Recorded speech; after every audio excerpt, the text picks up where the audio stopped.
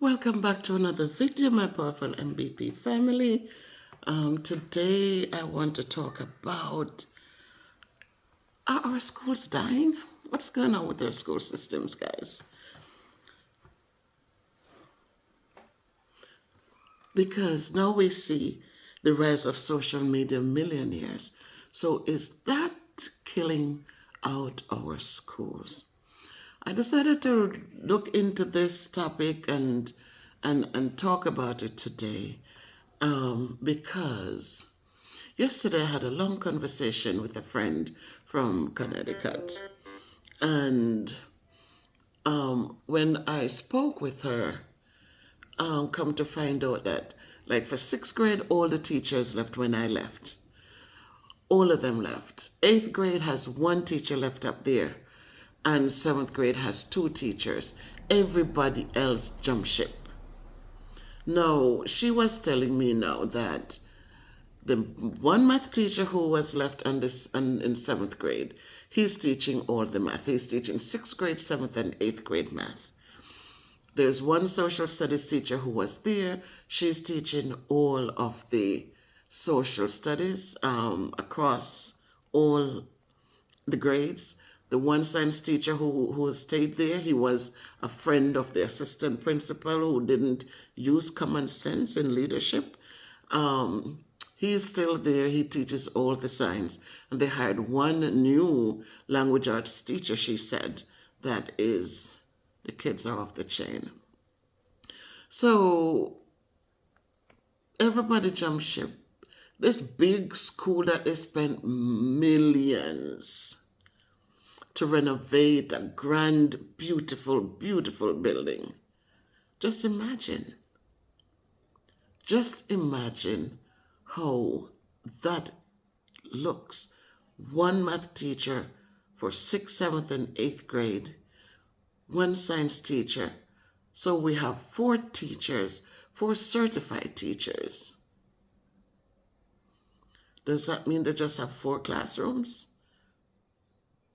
Did all the kids run away too? I really don't know what to say. I don't know how many kids are in one class now. I don't know. We used to have 60 kids split up among all of us as teachers there. So after we finished, she was saying, you need to come back, you need to come back. They need math teachers so badly. They have no math teachers. They need you, they need you. And I'm saying, yeah, I could go back. I still have some, I feel like I want to get up and go out, because just getting up and be home there isn't enough at home to really keep you, to just keep you balanced, I should say. But what it did for me, it allowed me to start thinking last night and this morning, and I said, let me look up and to see, our schools becoming extinct because of the rise of the social media millionaires. Are they becoming extinct?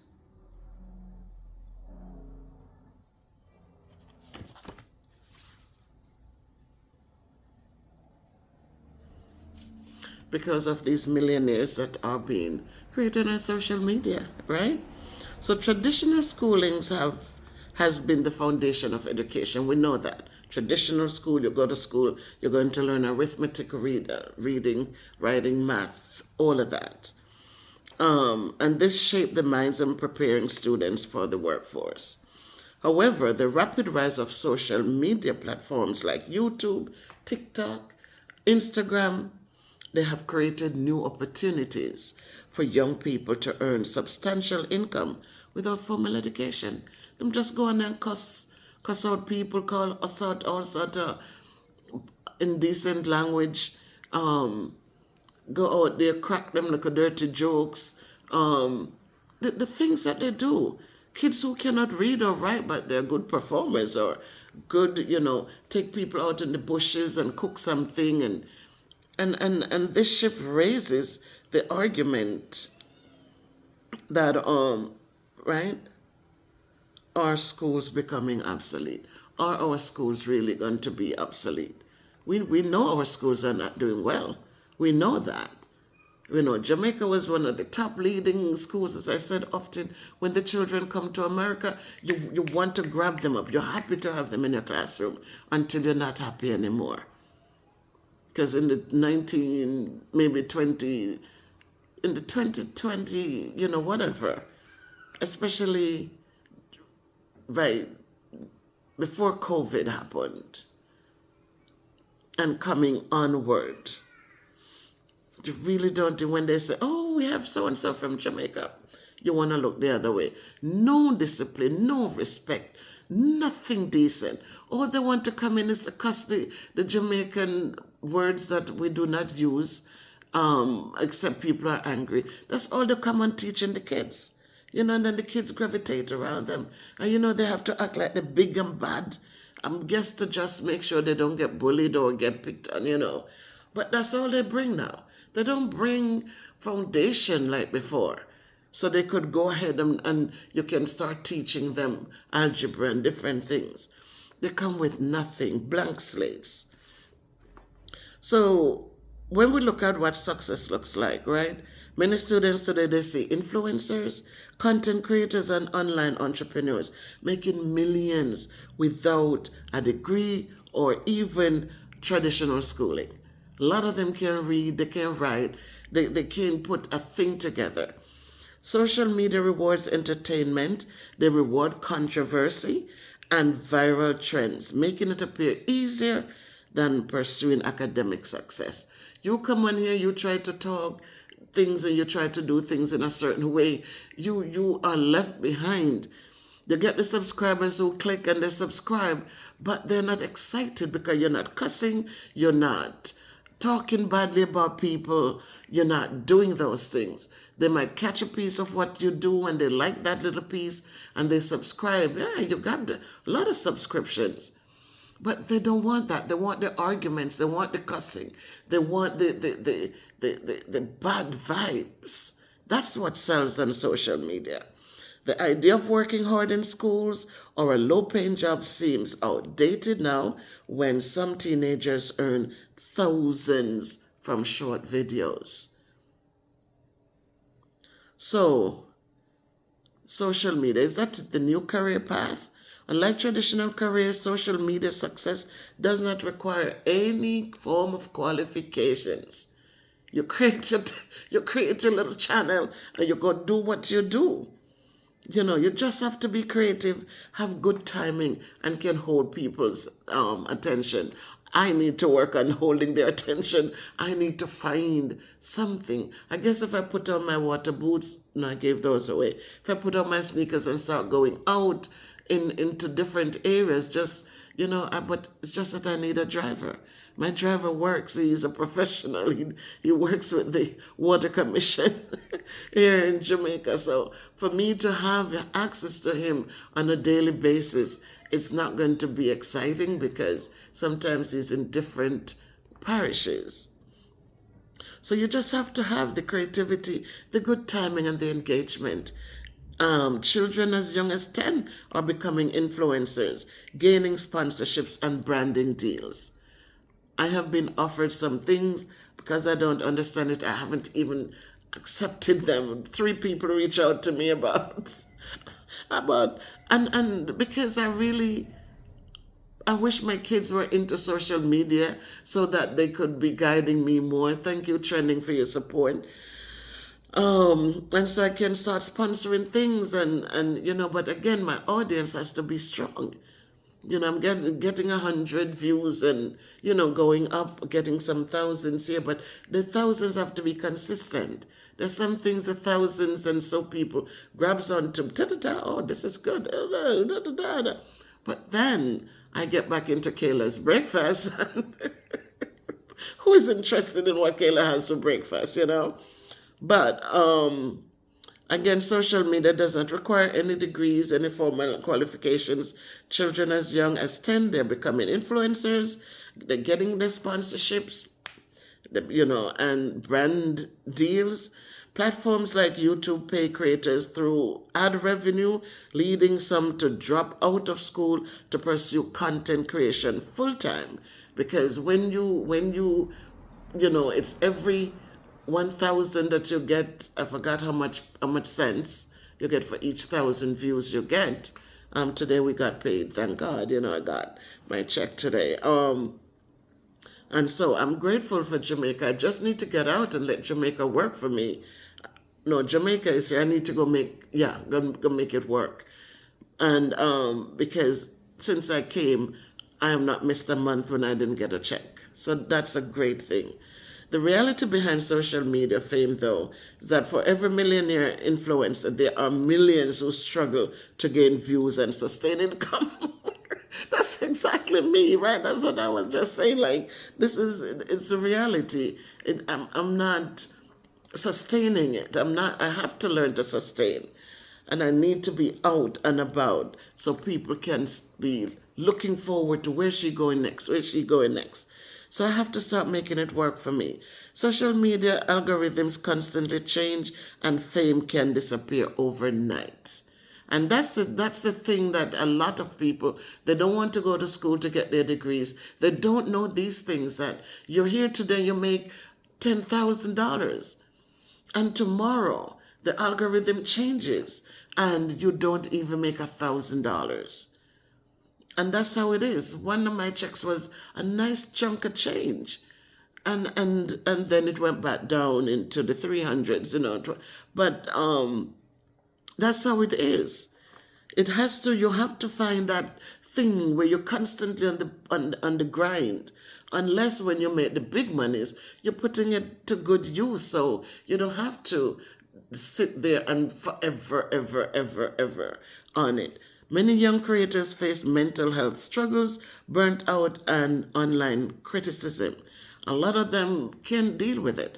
I myself, sometimes I said, why don't people look at the positives instead of looking at my weight, looking at my, but that's how it is. It's the reality. You get on here, you have to pull up your old woman panties, and just know that whatever, you have your back ready to deal with it. But education, though, it provides stability. It provides stability, while social media success is often unpredictable and short-lived. Again, you have to be out there on the grind. But what should schools do, though? What should schools do? They see what's going on. What should schools do? We have to understand that school is necessary. A lot of these kids, you see them out there and they're doing well, but they can't write a sentence. They have no grammar skills. They use the text in shorthand kind of thing that cannot work in a formal setting. So can schools adapt to this shift? Schools are still necessary, but they must evolve to remain relevant. Introducing courses in digital entrepreneurships. Teach the kids. I always said, we give the kids, especially parents, we hand them these big old phones. Everybody walking around with the world in their hands, which can be used for good or bad. But we don't teach them how to responsibly use them. And that is what creates the biggest problem. It's not that the kids are wasting time on the phones and the tablets. It's just that we have not taught them how to be responsible with it. They need to know. They need to be here in the now. And this is the now technology. Years ago, when people they said, "Oh, you need to bring in a blank check because you're gonna get your pay direct deposited," and people, the older people, at the time I lived in New York, we're doing home care, we're doing home health care, and the older people were against it. Me come pick up my check, me nah put my money, no make them, and they carry on the worst way. But tell them to do that now, because if they do that, they don't get a check. Because they stop cutting checks. I remember like they would mess up with your hours and you would call and say, "Yo, you pay me for 60 hours and I work 72 hours. And I need my money. I needed to pay my rent and buy milk for my kids." And they would say, "Could you come by the office by 9 o'clock tomorrow?" And they cut a paper check for you. Not so anymore. They're not cutting anything for you. So what we need to do is to introduce courses. Kids have to be able to know how to do these things, and so we can bridge the gap between the traditional education and the modern education. Teach them how to do it correctly. Teach them how to do it well. Teach them how to create content. Teach them how to manage their finances. I begged for so many school terms to have financial literacy in the classrooms, especially with teaching 6th grade kids. They don't know how to write a check. They don't know what a check looks like. They don't know how to balance anything. They don't know that if they like, just teach them that when they start making money, they're not buying $200 shoes or sneakers and $50 hats. And when they have an $800 rent and they only made $1,500, teach them how to balance their things, how to budget their monies so that they can continue to save a little bit, buy a little shoes, but not so expensive. Decide whether to buy the shoes now and buy the hat on the next paycheck. But these are little things that kids need to know. So soon for Kayla, what I'm going to be doing, I put all her money in her piggy bank. She has quite a few dollars in there. But from now, I'm going to kind of give her a little thing and teach her how to budget that. I'm going to charge her rent. So she collects $500 for the week for doing different little things here. I give her $100, not so much, $500, and then I'm going to say, "No, you need to pay your rent. Your rent is $200. You're burning light, you're using water for your showers, you're getting cooled down in the room. That's $20 of your water bill, $50 of your light bill." I'm going to tell her you're going to have to contribute to food, and so that's another $50. So you need to make sure you make enough each week or each month so that you can pay your bills. Just to teach her that these are things that are natural and are expected of her in society, in the real world. So we as a school, or people in the schools today, if I get a chance to volunteer, because these are things I think that I need to help bring to the classrooms. I mention it often, but we have to make sure that we help the kids. We should teach them how to use social media responsibly while still valuing knowledge and skills beyond real content. They have to learn to speak. They have to learn to hold conversations. This social media thing, a lot of them, that's all they know. That's all they know. They don't know how to hold a conversation. They don't know how to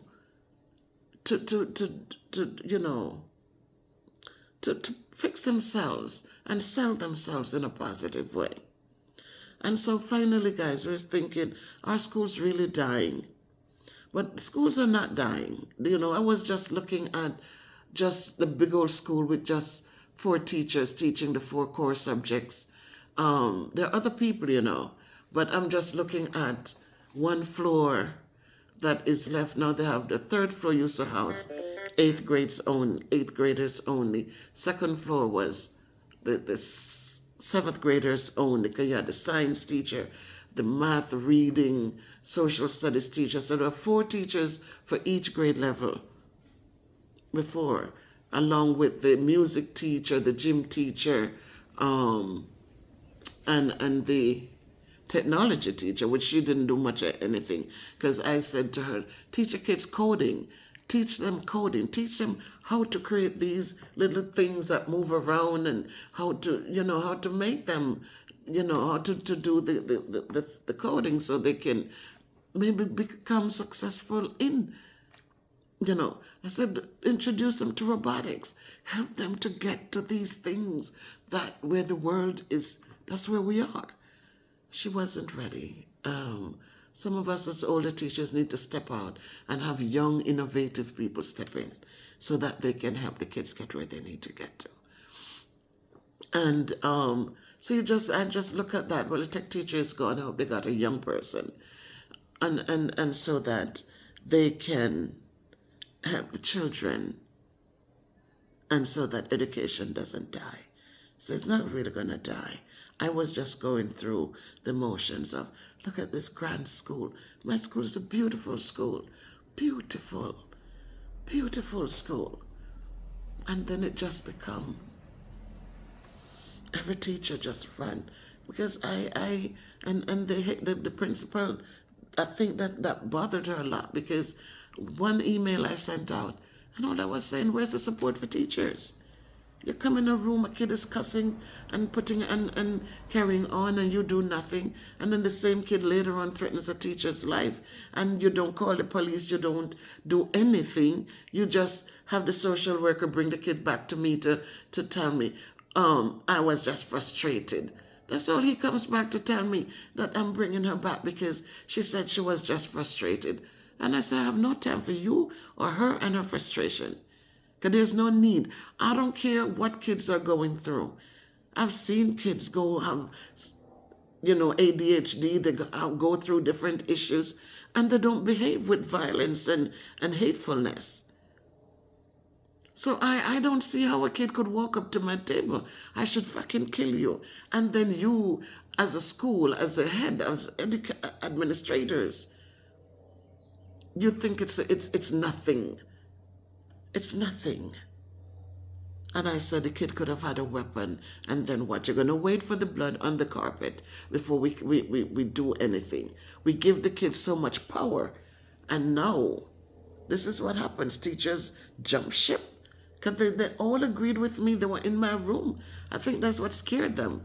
Because they thought that, oh my God, she has power. Everybody was down there. Yeah, everybody was there with me. And so, yes, everybody decided, oh, you're not coming back. We gone. And so, yeah, the kids struggle, but the kids they're not learning to appreciate and to, everybody was done. I guess everybody was just holding on and trying to make sure, because they didn't have bills to pay. They had mortgage to pay. They said, I left and I had mortgage to pay. My husband worked, and thank God I had so much time there that they had to continue paying me over, until I decided that I'm not going back. Let me just be done with it. But schools are not going to die, but they are at a crossroads. Social media offers new career paths, but formal education remains crucial for the long haul, for long-term success and personal growth. So instead of abandoning schools, what they need to do, they have to rethink how to prepare the students for the changing world. The real challenge is ensuring that young people make informed choices. Parents, you got to be on board with this, understanding both the risk and rewards of social media success. It's here today, can be here today, gone tomorrow. Sometimes I get $300 from YouTube, sometimes $150, sometimes more than $400. Sometimes I had to wait 2 months to get a check because I didn't get enough advertisement and watch time on the videos and people watching the ads, so it could work out. So it's a catch-22. If I couldn't depend on it yet, because I haven't made a killing on YouTube yet. I have a few videos that got over 10,000 views and stuff, but it needs more than just a few. It needs to be more consistent, and it needs to have people watching the advertisements placed on the videos. That's where we make our money, the ads that are placed on the videos. I was watching a video early this morning. I was up and so many ads was on it. I was just happy.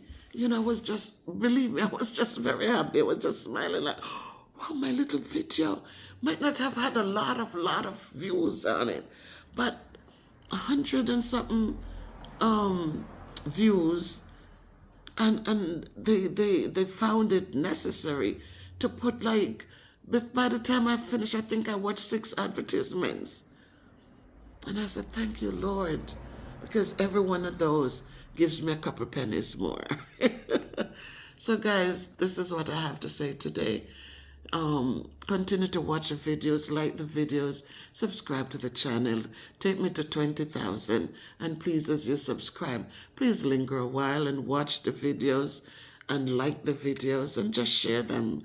Maybe you don't have the time to watch, but others might have the time to watch. So instead of just swiping them away, just click the share button and just share them out to whom will have time to watch them. Please and thank you.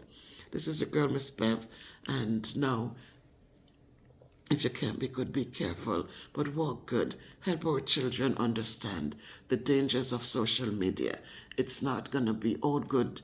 One day you're not going to be able to do as many videos.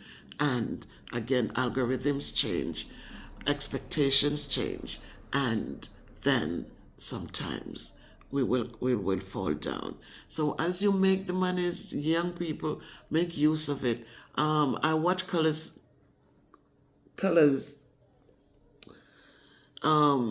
Smith TV up there in Portland, and all the kids that hang out around him that he pays to help them, that he employs. And I'm looking at everybody building a house, everybody, the climber building up the pig pen. They started out with the goat thing, now they're making it into little cabins up there in the hills. They are producing, they're using their resources. I like the compadre. Like this one helping this one boxing up him columns, and this one they come over and help him. This one chopping the, cleaning up. All of them have a little space. And as they make their money, and as, J Bud, the whole little group of them in there, I am so proud of them. And I say so to many, I said, guys, pick up your cameras. I have helped not a lot of people with the camera, helping them to because I got help when I started. And to stay focused, to stay true to whatever you believe in. But just get out there and do. Don't worry about how much views. I worry because I have a lot of subscribers now. And so, yes, I used to get 40 views for the whole thing. But the thing that I didn't understand was that behind the scene, the videos might be 2 weeks or so. And that's when some people find them. And so when you go back and look, they might get 200, 300 views. So they're getting views in the background. But I am still saying to people, don't worry about the views. It will come. It will come. Just do what you do. And make it work. You live in Jamaica where things are a little harder. You don't have a home. Get your little money, build. I love all those young men up in there that are just building. Everybody building. Sachs, Cantor, everybody building. Ratty, all of them, J Bud. I saw J Bud when he just started out at Chipotle Coconut, and I used to love it. Baking pudding, I subscribe to him right away. Right away, and I watch him now because they're outside doing. I need to get out and do. And that's my problem. People don't want to sit and hear me talk. They want to see me out there doing something. And so I have to figure out what to get up and go out there and do. I have to get a partner. My husband is not here. But I have to get a partner and get out there and just so we can go rafting on the Marthabury River. Get out there and show you guys some of the wonders around the place. And so I can get some love, some more love. But until then, this is your girl, Miss Bev, telling you if you can be good, be careful, walk good, do good, encourage the young ones and let them know, social media is good, but a good education is better. So labor for learning before you grow old, because learning is better than silver and gold. Silver and gold can vanish away, but a good education, it never decays.